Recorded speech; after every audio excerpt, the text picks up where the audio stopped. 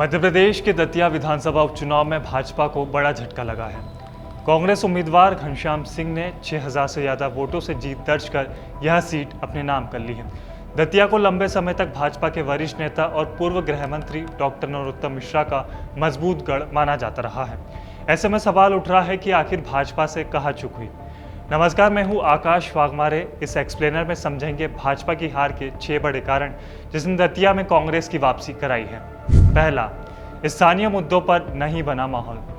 भाजपा ने चुनाव में पूरी ताकत लगाई, लेकिन स्थानीय समस्याओं को लेकर मतदाताओं के बीच मजबूत संदेश नहीं दे सकी। कांग्रेस ने सड़क, बिजली, पानी, रोजगार और विकास जैसे मुद्दों को लगातार उठाया, जबकि भाजपा का प्रचार इन मुद्दों पर उतना प्रभावी नहीं दिखा। इसका फायदा कांग्रेस को मिला। दूसरा, राजेंद्र भारती फैक्टर ने बिगाड़ा समीकरण। पूर्व कांग्रेस विधायक राजेंद्र भारती चुनाव के दौरान खुलकर अपनी ही पार्टी के खिलाफ नजर आए। कांग्रेस ने मतदान से पहले उन्हें पार्टी से निलंबित भी कर दिया था। हालांकि भारती के रुख से कांग्रेस को नुकसान होने की उम्मीद थी, लेकिन इसका सीधा फायदा भाजपा को भी नहीं मिल सका। उल्टा चुनाव स्थानीय मुद्दों पर सिमट गया और भाजपा इस स्थिति का लाभ नहीं उठा पाई। तीसरा, मंच से छलके आंसू। भाजपा ने दतिया उपचुनाव को प्रतिष्ठा का चुनाव मानते हुए पूरी ताकत झोंक दी थी।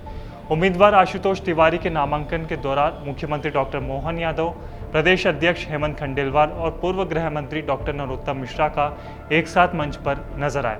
पार्टी ने कार्यकर्ताओं को एकजुट होने का संदेश दिया और जीत का भरोसा भी जताया।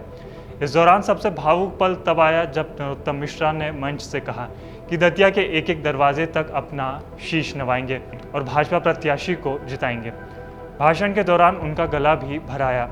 इसके बावजूद भाजपा मतदाताओं को अपने पक्ष में पूरी तरह लामबंद नहीं कर सकी। यानी शीर्ष नेतृत्व की सक्रियता और हाई प्रोफाइल प्रचार भी चुनावी नतीजे बदलने में सफल नहीं रहा। ऐसे में भाजपा की छुट्टी का यह भी एक बड़ा कारण बनकर सामने आया है। चौथा, नरोत्तम मिश्रा की सक्रियता भी नहीं आई काम। टिकट कटने के बावजूद डॉक्टर नरोत्तम मिश्रा ने पूरे चुनाव में भाजपा उम्मीदवार आशुतोष तिवारी के लिए प्रचार किया। उन्होंने कार्यकर्ताओं को एकजुट रखने की कोशिश की और मंच से यह भी कहा कि टिकट कटने को लेकर किसी भी तरह की नाराजगी नहीं है।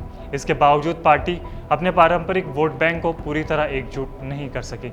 इससे साफ हुआ कि केवल बड़े चेहरे का प्रचार चुनाव जिताने के लिए पर्याप्त नहीं था। पांचवा, भाजपा के गढ़ में बदले राजनीतिक समीकरण।